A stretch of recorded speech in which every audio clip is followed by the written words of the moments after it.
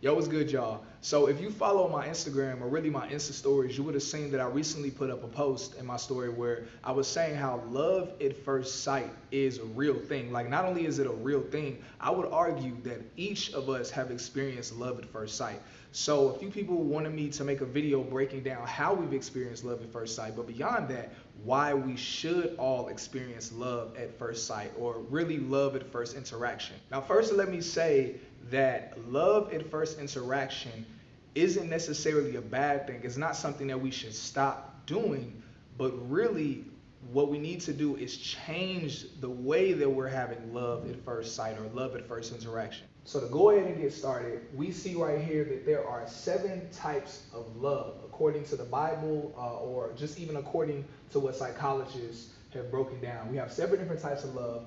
We have eros, which is erotic sexual love. We have phileo or filio, which is friendly or brotherly love. We have storge, which is familiar love. It's like a love like with family or with close friends, someone you're familiar with. We have agape. Everyone knows about agape. It's unconditional love. But we're going to talk about how people really sometimes look at this, kind of differently. It can be looked at 2 different ways. Next, we have ludus, which is uncommitted love, or kind of, like a youthful, flirtatious, fun kind of love. We have pragma, which is a type of choice or duty kind of love. It's like a duty or just a decision that we're constantly making. And then we have philasha. And this is self-love. Not to be mistaken with hubris, which is more of a like self-infatuation, but this again, just like agape, can be looked at 2 different ways. So most of the time when people are talking about like, oh, like, I fell in love at first sight kind of thing, really the reality of it is that most of the times, we're talking about just some euphoric feeling that we're experiencing at that moment in time. But oftentimes when people are connecting, we oftentimes are loving people in the wrong way. Oftentimes when we first meet someone, we first start kicking it with someone, many people experience eros or like erotic or sexual love. Now that's whether you're getting like turned on sexually, or if you actually are practicing, sex with the person. It can give you this experience or this euphoric feeling that we sometimes will think of as love, whether it's dopamine or whatever that might be. But at the end of the day, it is a form of love, and that is eros love. The next kind of love that we usually experience early on, this usually is really the first one that we experience, is ludus, which is an uncommitted or flirty kind of love. So, most of the times before we even start, having, any type of sensual or sexual feelings towards someone, many times we have like this kind of flirty love where, we're kind of flirting with the person a lot. It's kind of like, even children do it where, they might hit each other, just whatever. But ludus is the other kind of love that we express or that we feel early on, and also early on is philasha. So again, as you can see, I have, the all of them, eros, ludus, and philasha. I'm gonna go ahead and underline those in red. So these are the 3 kind of loves that we experience early on with people, or the kind of loves that we express early on. Usually an erotic or sexual love, a very flirty kind of love, which again I would say is probably the first one that we do. And then next is philasha, which is self-love. Now within philasha, usually we experience or we express philasha. That's more of an internal thing where we see someone that we find attractive, we think they're dope, we think they're cool, and we internalize, we feel that we deserve them. And that's why it's like a kind of selfish love, or it's kind of a love where you're thinking about yourself. We feel like, yo, I deserve that person. Like, I've worked hard enough. That's the kind of person I deserve. That's the kind of person that I need for myself, whether because we're judging about how they look or their status or whatever it might be. We want them for us. And that's why, even with philasha, oftentimes we meet someone, we have kind of a self-love or a selfish love.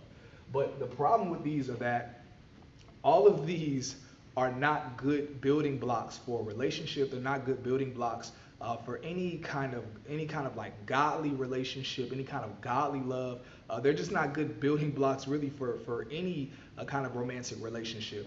So that's why I have all of them underlined in red: the eros, ludus, and philastia. So again, these are the 3 that usually we go off of, just really expressing and showing how we do experience love at first sight or love at first interaction with someone, whether it's on a first date, whatever it might be. We're either like flirting really, really heavily, or we're having like kind of like sensual or sexual feelings towards the person. Or sometimes we decide in our mind, you know what, I'm deserving of this kind of person. Like I'm deserving to have somebody on my arm that provides or has whatever it is that they bring to the table. But really, we have to make the conscious effort to ultimately still love people in first interaction or love people at first sight, but we have to make the conscious effort to alternate for these other kinds of loves, which include phileo, brotherly love. We're going to skip over storge for now. We're going to go to agape. Again, we're going to discuss agape and the next pragma. So now with these phileo, no, actually first we're going to go to agape. So usually when people talk about agape, we talk about like God kind of love. Like it's an unconditional love no matter what you've done.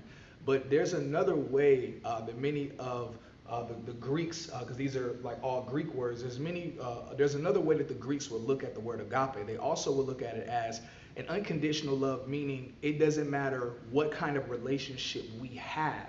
So whether we are, deeply, if we have a deeply rooted relationship, whether like I barely know you, whether, we used to be super cool, whether we're becoming cool, it's a love where I'm gonna treat you a certain way, period. It doesn't matter how close you and I are or are not. So we need to make sure it's very important that we treat each and every person with agape kind of love, where we are just loving them despite the status of our relationship, despite if it's the first date, if it's the third date, if we've been dating for a year, we have to like really make sure that we are agape people when we first meet them. Additionally, the next one I would say is it's very, very important to have pragma. Now, I'll speak for myself and really for just a lot of dudes in general that it's very important for us to have a pragma love early in the relationship and then later in the relationship. It evolves and it looks differently. Pragma being a choice or a duty is oftentimes after all the feelings and whatnot have faded away. It's like I'm going to decide to love this woman, to pursue this woman, even when I don't feel like it. So that's usually something that happens later on in the relationship, oftentimes when the feelings die out or they're starting to kind of go on like a kind of roller coaster type of ride.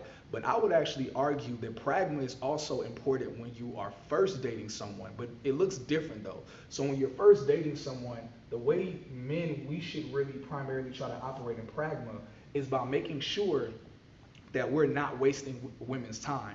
Oftentimes, we are operating in philosophy where we see a woman, it's like, dang, she bad. It's like, yo, man, I deserve to have that in my bed. I deserve to have sex with her or whatever. But really, if we're operating in pragma instead, we have to make the choice and the decision like, yo, I'm not gonna do this to this woman. I'm gonna make the choice and the decision, making my duty to not treat her how other dudes have treated her. I'm not just gonna just use her for her body, or I'm not just gonna use her as an arm candy, but I'm actually going to make the choice and the decision to love her beyond that, love her uniquely, love her whether as a friend, love her in a way where I'm not gonna waste her time. If I realize after the first phone conversation or the first date, like, yo, I'm not feeling this, I'm not gonna continue lingering on just to keep you around until I find something better. So that's why pragma is important early in the relationship, and I already discussed how it's important towards the end of the relationship. Now, getting to phileo, brotherly love, that's almost a given. Like off top, like we need to treat one another like, like, yo, we're brothers and sisters or whatever, where it's like, yo, I'm going to do the best to like have like a brotherly, sisterly kind of kinship with you, where like we're able to laugh, where I care about you, I care about your livelihood, I care about protecting you. Whereas as a man, I'm being chivalrous, I'm being respectful, I'm getting the door for you, I'm protecting you from any kind of hurt and harm. Or even as a woman, it's, hey, I realize, you're not my husband, you're not my head, but I'm still gonna respect you as a man. I'm not gonna try to belittle you or make you feel like you need to prove to me that you're worth me respecting you as a man and as you're trying to strive to be a leader, whether it's our first date or whether, again, we're married or we've been together for like years and years. So again, just to kind of go over everything in one quick time, oftentimes we operate in eros, ludus, and philautia, But I believe it's very important that we strive to flip it and instead operate in phileo, agape, and pragma. And last thing I would say is that we still, when we first meet someone, love at first sight, or love at first interaction, we still can use Falasha, but in a different way. So Falasha, just as Falasha, self-love can be looked at as like, oh, it's a selfish kind of love. Falasha also can be looked at in self-love in a way where it's like, you know what?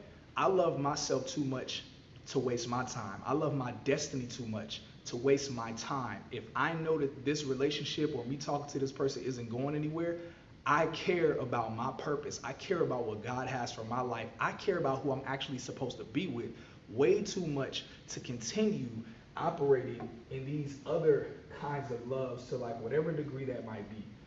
So anyway, man, I hope like that's good information for y'all. I know this is very different or whatever. Like y'all let me know in the comments if y'all like the information that I give y'all to be more informative. I'm like really like a huge nerd, like so I like giving information in this way. So if y'all like it this way, that's cool. Or if y'all want me to just chop it up with y'all straight up, like we can get it like that too. So man, again, appreciate y'all for tuning in. For my YouTubers, man, make sure y'all subscribe. For my IGTV people, man, make sure y'all are sharing this video with your friends, kind of point it out to them, because I think this is very important for everybody to know.